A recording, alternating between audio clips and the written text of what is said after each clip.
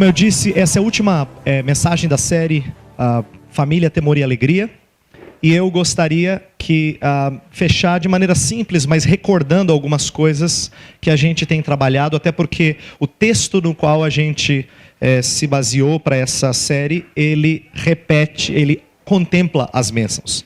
Então eu vou ler os versos 4 a 6, que é a segunda metade do Salmo 128, que a gente vai fechar com essa parte final do Salmo. Diz assim: assim será abençoado o homem que teme o Senhor. Que o Senhor o abençoe desde Sião, para que você veja a prosperidade de Jerusalém todos os dias da sua vida, e veja os filhos dos seus filhos, haja paz em Israel. O que eu tenho dito nos últimos domingos, é que quando eu intitulei Família, Temor e Alegria, temor tem duplo sentido. Temor pode ser entendido no sentido de apreensão. Todos nós, quando tratamos de família, às vezes temos essa impressão de que família é um assunto tão delicado, né? A gente sempre lamenta tanto quando alguma coisa não vai bem na família. Seja saúde, seja relacionamento, seja desemprego, não importa. A família fica abalada. E se a coisa não vai bem na família, você se sente desestruturado em outras áreas da sua vida. Esse é um assunto importante por isso. Então, a família é assunto que às vezes levanta um certo temor, uma certa apreensão. Mas a palavra temor na Bíblia tem a ver com reverência. Então eu quis usar a palavra temor de propósito, porque temor tem duplo sentido. É tanto motivo de uma certa apreensão quanto de dependência de Deus, né? Então família deveria ser motivo de temor, reverência a Deus, confiança em Deus e alegria. E é por isso, e alegria tem tudo a ver com esse salmo. Ele começa: bem-aventurado, feliz o homem que teme o Senhor. E ele termina, inclusive o verso 4, que começa o texto de hoje, fala dessa alegria. Ele fala: assim será abençoado o homem que teme o Senhor. Isto é, desse jeito que eu acabei de descrever. Então ele fala com muita alegria e coloca até exclamação, como quem diz, muito empolgado com essa alegria. Eu gostaria que a gente olhasse hoje para a família, não só em tom alegre, mas dizendo que ela tem que ser motivo da nossa alegria. Então eu quero começar com o verso 4, destacando que família deveria despertar o nosso louvor. Lembra que eu falei que a gente olha para as coisas e deveria ser despertado a louvar a Deus? Pois família deveria ser uma coisa que despertasse o nosso louvor a Deus frequentemente. O verso 4 é o final de uma ideia desenvolvida, né? Ele fala: feliz é o homem que teme ao Senhor e anda nos seus caminhos. Ele come do trabalho das suas mãos, a sua esposa é como uma videira frutífera, os seus filhos são como rebentos da oliveira. É assim que ele vai ser abençoado. Quer dizer, ele dá uma resumida como quem se encanta, se espanta com a descrição da sua própria família, da família que ama o Senhor. Então, no verso 4, quando ele fala assim será abençoado, é como se ele estivesse dizendo para você: dá uma olhada, olha para essa cena, não é bênção? É assim que ele está tratando. Não, a bênção não é uma alegria a nossa família? Não é motivo de grande gratidão a Deus? Agora, ele enumerou as razões antes. E eu quero recordar os 4 sermões anteriores, apenas para pincelar as razões que devem nos despertar a alegria e gratidão a Deus pela família. Não é só por ter uma família, mas pela família ter características como essa descrita no Salmo. Primeira coisa, nós falamos no primeiro sermão dessa série sobre fé e família. Sobre família pautada pela fé. Fé não sendo uma parte do seu viver, mas sendo o que molda todo o seu viver. Quer dizer, você olhar para a família e ver que ela é pautada pela sua fé cristã é motivo de grande alegria. Principalmente quando isso parte do líder. Bem-aventurado o homem que teme ao Senhor e anda nos seus caminhos. Bem-aventurado quando o chefe da casa, ele conduz o resto nesse temor do Senhor. Esse é o motivo para as pessoas da família se alegrarem. Segundo sermão, nós falamos sobre fé e trabalho. Quando você olha para o trabalho como fonte do seu sustento, nada mais. Falei isso por quê? Porque às vezes nosso anseio, não por dinheiro, olha como o pecado é enganoso. Não é o dinheiro que a gente quer, você diz assim: eu não ligo para dinheiro. Mas olha como a gente gosta das coisas que o dinheiro nos proporciona. A gente é encantado pelas coisas que o dinheiro nos proporciona. E a gente é às vezes até levado a almejar ter mais para a gente poder ter as coisas que o dinheiro nos proporciona. E o cuidado com isso, por quê? Porque a alegria está em: do trabalho de tuas mãos comerás. E como consequência disso, feliz serás e tudo te irá bem. É isso que diz o texto da Bíblia. Então, o trabalho tem que ser motivo da nossa alegria, não da nossa preocupação ou da nossa ansiedade. Muitas vezes o trabalho é motivo de ansiedade no nosso lar. Terceira coisa que eu falei, terceiro sermão, foi sobre a videira frutífera. A esposa sendo comparada a uma árvore que produz muitos frutos. Só que onde que essa árvore está plantada? Ela está plantada no lar. Porque fala, a esposa será como videira frutífera no interior da sua casa. Quer dizer, todo o seu esforço, toda a sua dedicação, tudo aquilo que ela planeja para si é focado no lar. E por que eu disse isso naquele sermão? Porque às vezes nós temos sido desviados e as mulheres nossas, cristãs, pessoas que amam a Deus, têm sido desviadas a pensar que a satisfação está em sair. A realização está em sair. Veja, não há nada de errado com o sair, com o trabalhar fora do lar. Inclusive eu li Provérbios 31, que falava da mulher bem-aventurada e virtuosa, e ela tem muitas virtudes, inclusive ela negocia, ela administra, ela compra coisa, ela tem empregados, ela faz uma série de coisas, mas a bênção maior dela é o investimento que ela traz para o lar. Videira frutífera no lar. E frutífera aqui não é só ter filhos, é dar frutos de uma fé em Deus.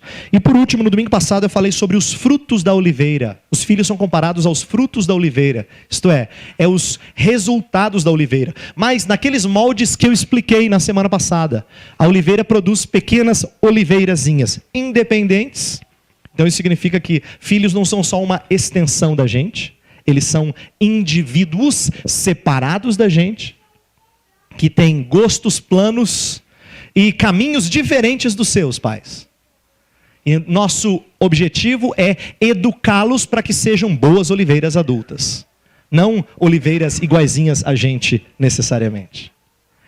Mas que a bênção está em ter coesão na família. Fala assim, que os filhos são como os brotos da oliveira ao redor da mesa. A figura é de coesão, é de pais que têm os filhos próximos de nós. Quer dizer, o salmista olha para tudo isso e fala assim, não é uma bênção? Veja como é abençoado o homem que teme ao Senhor. Não é uma bênção que ele tem tudo isso? Ele descreveu as várias características da família e ele olha e fala, que maravilha. Tudo isso é motivo de louvor a Deus. Aqui um ensinamento interessante, de que as bênçãos do dia a dia não estão separadas da nossa vida com Deus. Elas são decorrentes da nossa vida com Deus. Isto é, quando a gente está bem com Deus, a gente tem bênção com respeito a trabalho, com respeito a cônjuge, com respeito a filhos. Conforme o Salmo descreve, nós somos levados a louvar ao Senhor por essas bênçãos. Gratidão pela família é uma evidência de submissão ao Senhor. Isto é, pensa bem, se você é uma pessoa dedicada à sua família, está aí uma coisa na qual tem a sua mão, a sua participação. Mas quando você fala assim, Senhor, obrigado, é porque você sabe que não foi a sua mão. É uma evidência de que a sua família é uma alegria para você a despeito de você. A sua família é uma alegria para você a despeito de você.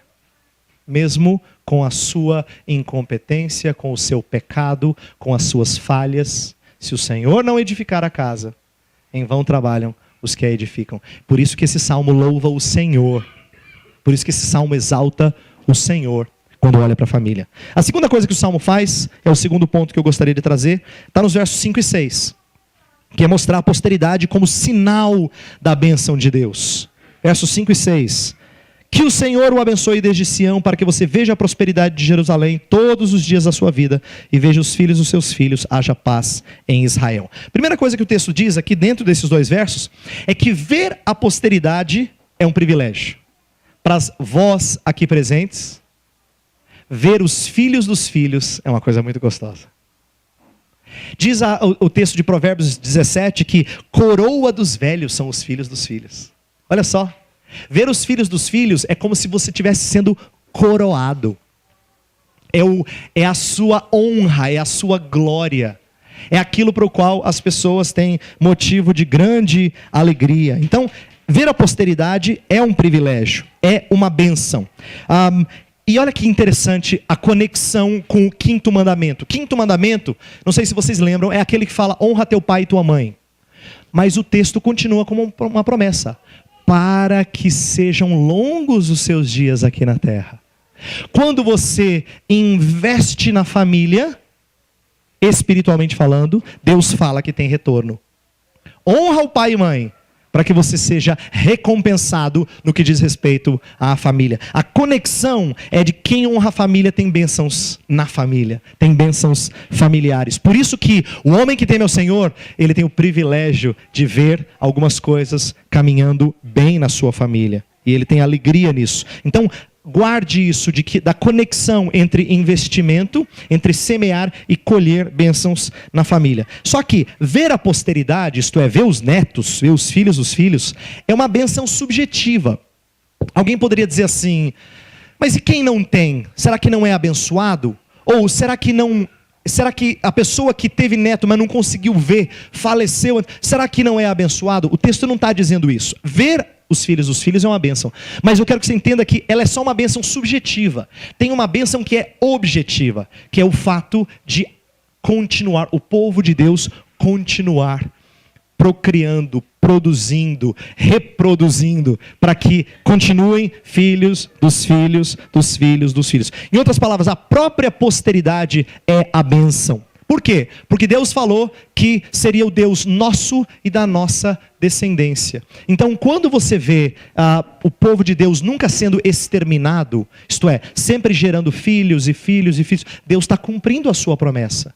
A promessa feita na sua aliança, desde os dias de Abraão. Ele já tinha prometido que seria o Deus dele e da sua descendência. E hoje, milhares de anos depois, Deus continua salvando famílias.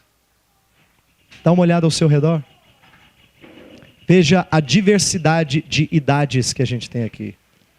Nós não somos uma igreja de jovens, ou de velhos, ou de crianças, ou de jovens casais, ou disso ou daquilo. Nós somos uma igreja com faixas etárias diferentes, porque Deus salva famílias. Isso é muito bom.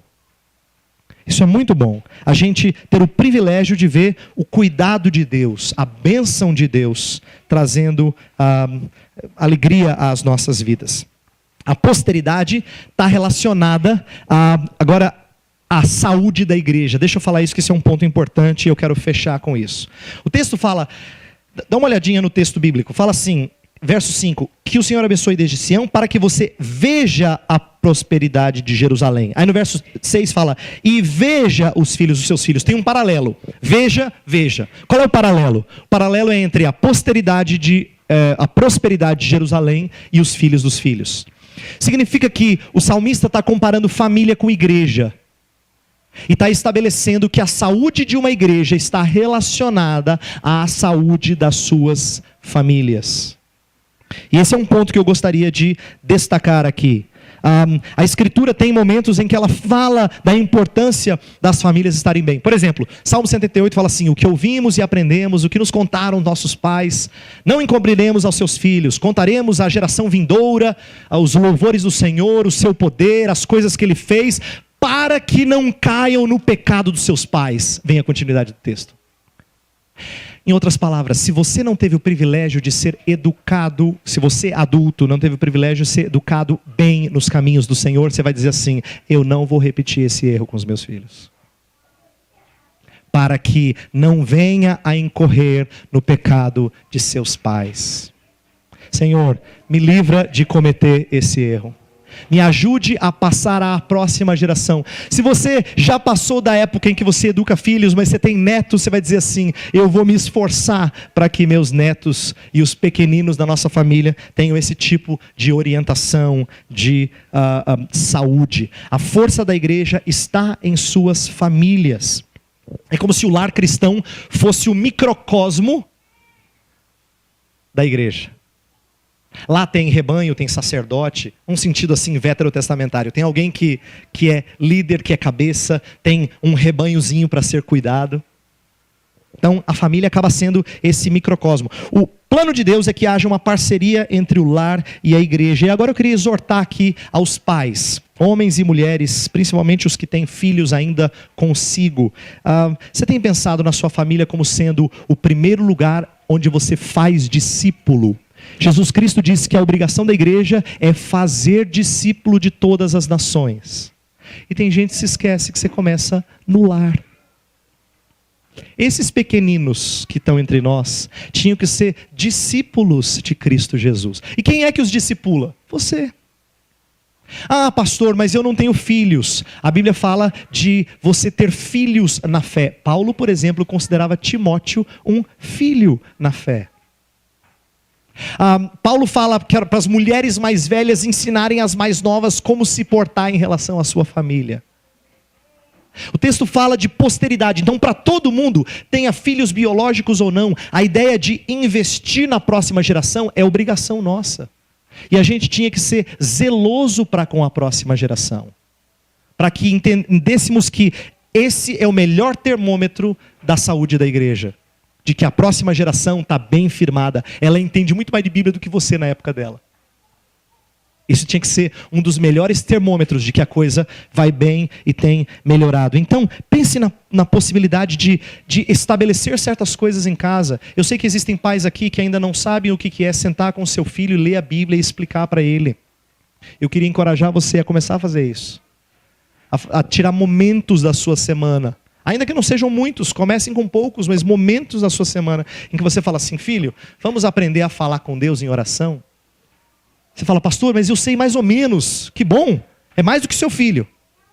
Ensine o seu filho um pouquinho que você sabe. E cresça, porque é sua obrigação fazer discípulos de Jesus.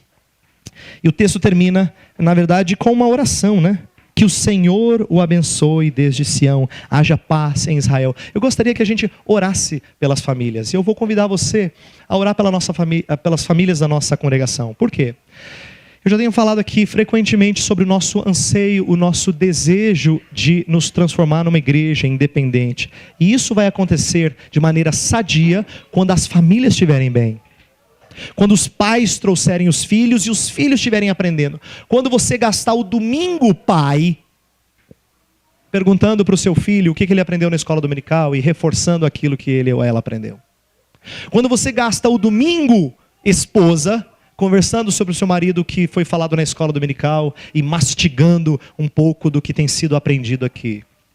Quando vocês passam o domingo pensando em quem mais poderia ouvir o que tem sido falado aqui e fazendo planos para aproximá-los da casa do Senhor. Essa é uma maneira boa da gente orar e interceder por famílias que estão aqui e que um dia virão. Eu gostaria de convidar você a fechar seus olhos e nós vamos orar a Deus intercedendo pelas nossas famílias.